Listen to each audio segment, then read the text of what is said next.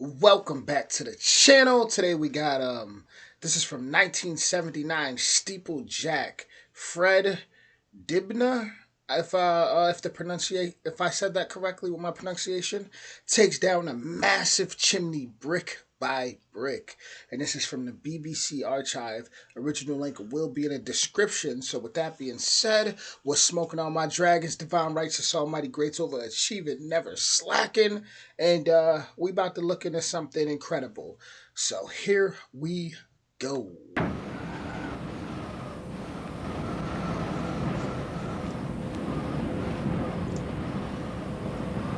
It's not so pleasant on a Monday morning, and it's cold and wind's blowing, and you look up, like, and you think, oh, good God, So this year it's been windy nearly every day. I don't think we've had above a month when the weather's been really decent. It's either been blowing a force 9 or raining or, snowing or freezing cold. So you suffer.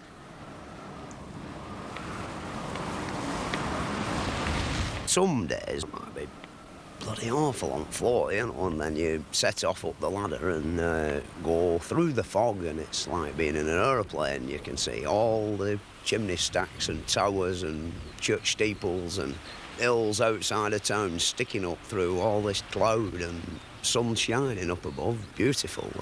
Sort of. My camera's never worked right, though, when that's been about, And you can see when the rain's coming, half an hour before it comes, it's on its One man's scary is another man's beautiful.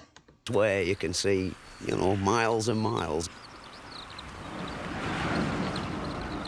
Summer's best, when sun's shining, and everybody down below's all sweating away inside, and you were up there and a nice cool breeze blowing, beautiful.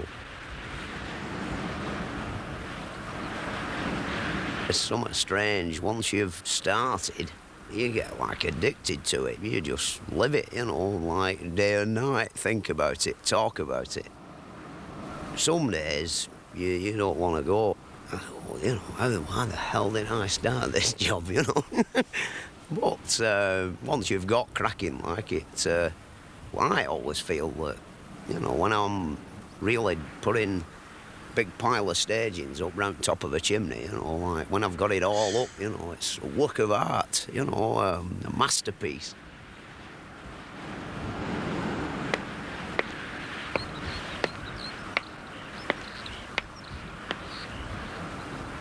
Well, this particular job, I've got the contract for £7,000 to knock it down a brick at once, right down to the bottom. When I first came to look, bitter cold morning, the wind howling down off the mountains, and I thought, ugh, how come they always send for me in the middle of winter? Anyway, I'd have told the powers that be, like, that I want £7,000, you see. And I didn't think I'd get the job, Anyway, it turned out that they honoured me with giving it me. Which means that the other fellas wanted a hell of a lot more,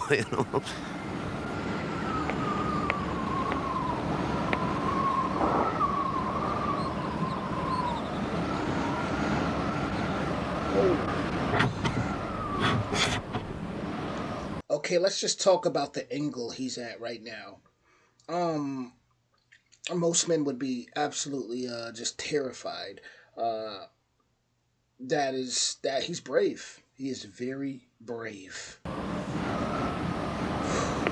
The reason for the price were I didn't really want the job. Like, if it had been a repair job, which, on average takes, a month, 5 weeks, it's not so bad, but when it comes into months and months, you see, it's a bit different. Furthermore, when there's only like one of you and such a gigantic pile of bricks, you've got to have a stout heart to take it on your own.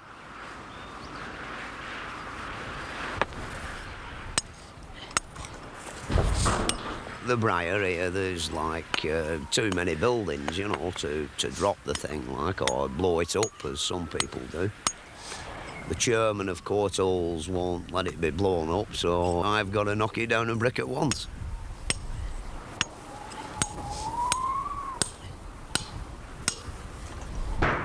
It don't do to think about how long it's going to take you, you know. You've just got to keep bashing some off. Oh, I've been here too long already, you know, about 3 months and done now, which in my eyes I'm quite disgusted, but the weather's been outrageous, you know, and now we're in with a chance to get something done. Like, we've got everything working according to how it should do, like the chute at the bottom is working well, which you can have a lot of trouble with them if you don't get the plates quite right. They keep getting bunged up and you're forevermore waiting for the bloke at the bottom to clear out the bricks, and you've got to make sure he's out the way, because if you drop one down and it comes shooting out and hits him up back at neck, he's dead. On the top, like on your own, you get a bit lonely, like, you know, nobody, only the birds about, and occasionally I have a friend who comes round to see me, like, you know, and he has a shin up and we have a bit of a chat, like. The height must do something, you know.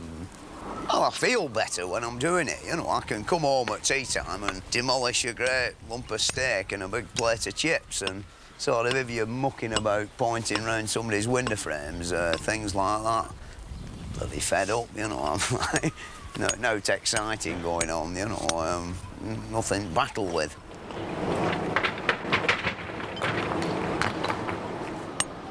Really, you're dicing with death with a rotten old top on the chimney, you know. There's been a lot of men died fiddling with them things.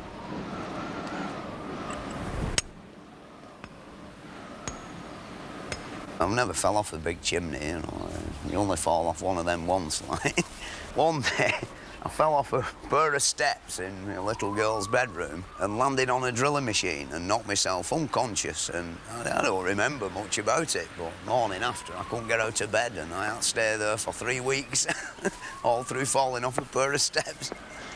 And, you know, that's about the only injury I've ever done myself.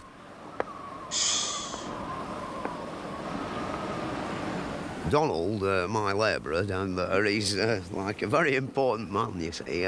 You've got to have a man who has got a reasonable amount in grey matter. Like here, this noise of these fans going, it's impossible to shout 200 feet. Like, there's no way you can converse with each other. It more or less runs by more or less habit. The thing is that, you know, he's got a good brain, which is really what you need, you see. You get some young lad, like, his heart can be in right place, but if he sees a girl in the office, he wanders away, and sort of when you need him, you know, you look down and he's gone. In the past, like, I've had lots of labourers, you know, some drank rather a lot, sort of led me astray in a way, you know. Donald, he's a staunch teetotaler, so in lots of ways he's a good ambassador for me, you see. He keeps me out of the pub.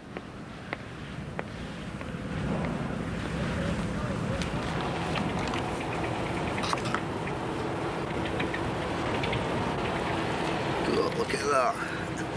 Something gone wrong with it, Donald. The smile on his face tells that he loves his job. This is he's built for this job. Like, mind over matter is a real thing. Like, this ain't no fear there. He loves what he's doing. Look at his smile.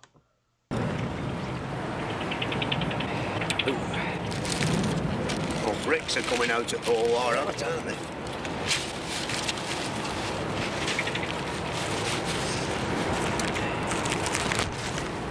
Jeez, what is it again?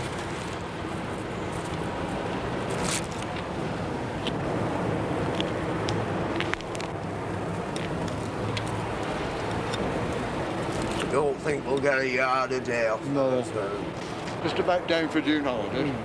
No, we'll be lucky enough. Get fed up, I keep looking up there, you know.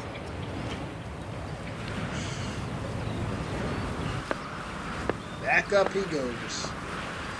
Well, more steeplejacks I know, people come and say, you're always drunk when he went up, like, you know, sort of. I wouldn't say that I've ever done it drunk, but if you were banging away with a big hammer all day, a few pints, you know, don't do you any harm, you know, it sort of kills the pain. There's no doubt about that, you know. Sort of, I've had characters work for me who, in the morning at 9 o'clock, like, they were got the shakes and sort of hell of a job getting up, but after they'd had about 5 pints at dinner time, they were, you know, they were quite full of beans. Wow. In 20 years, I've only ever had 2 calamities. One where a load of brick fell on top of a blacksmith shop and completely demolished it. And I thought, this is the end of my steeplejacking career. I can laugh now, but I didn't then, you know. When I come down, I was shaking all over, you know, in the pub for a pint. But Mr. Courtall decided that what I'd wrecked weren't worth keeping anyway, so there were only a very small claim off the insurance people, you see. And then on another occasion, we put rather a big dinge in top of a brand new motor car that were parked up really with inside my piece of rope that I'd got round the bottom of the chimney, you see. It weren't really my fault, you see. I picked 2 bricks up and the wind took off a nice 3/4 of an inch thick bed of pretty stiff mortar, which went like an autogyro on the wind and, you know, right over there about 100 yards and bush straight on top of his new car, you see. So he wanted a new roof on his brand new Volvo. Now, I have to have a third-party insurance policy for people like Courtalls. You know, if I kill one of their operatives, you know, I'm in dire trouble, you see. I mean, they'd commandeer my traction engine or something like that. Look at that wind blowing too. Like this man is built different. Like no rope, no wire, like nothing, just up there. Like this dude is different. He's in the most respectable way. Like salute. I mean, man, wow, this is very impressive. Insurance men and me don't mix. Hold on, look at all that land. Whew. I can see why he could find peace up there, though. Still seriously scary, though, to be up that high. Even being on roller coasters, when you go up and you look it down at the theme park, it's like you're like, oh snap. You know, you ever climb up like a water slide at an amusement park and ever kind of just look off and get that feeling of like, oh man, like death is right there. You get what I'm saying? Like he's on the brink of of death.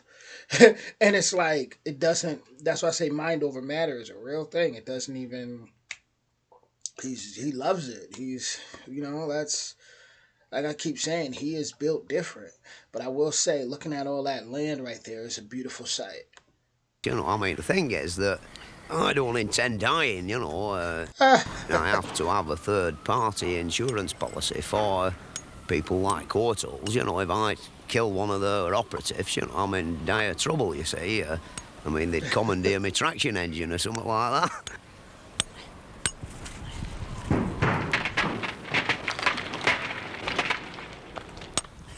Insurance men and me don't mix, you know. I mean, the thing is that I don't intend dying, you know. It's a bit like being a motor car racer or this fella who jumps over cliffs on his motorbike. I bet he's not got a life insurance policy, you know. If he has, it'll cost him a fortune. No, I don't really bother with that side of it, you know. I know one thing, I ain't going to die, you know. There's no doubt about that. I'm going to die in bed with my boots on.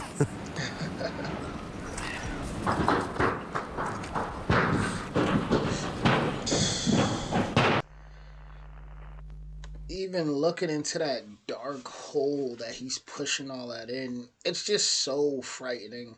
For him to say, there's no doubt, you know, he's gonna die in his bed with his boots on.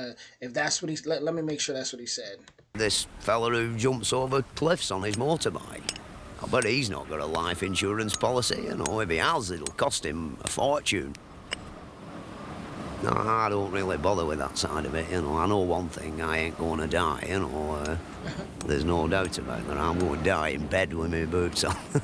Yeah, he's different. He's different. He said he gonna die in bed with his boots on. He said he ain't dealing with all the insurance, all that extra stuff, paying all that money. He's different. He's different. Like, ain't no fear in him right up there. Look at that. He love what he doing. Some people was just born to do certain things, man. You know, fish were born to swim. Monkeys were born to climb. Birds were born to fly. You know, cheetahs was born to run. This man was born to do the staplejacking up there, and yeah, he was born for that, for sure, and he knows it. Wow. With that being said, that was amazing. Very impressive. Wow. Wow. Original link will be in the description. If you had any family members that did something like this, I would like to know in them comments. That's some serious history right there. But yeah, if you enjoyed this video, definitely don't hesitate to hit that like, that subscribe, that notification bell, and I'll be back more soon. Much love.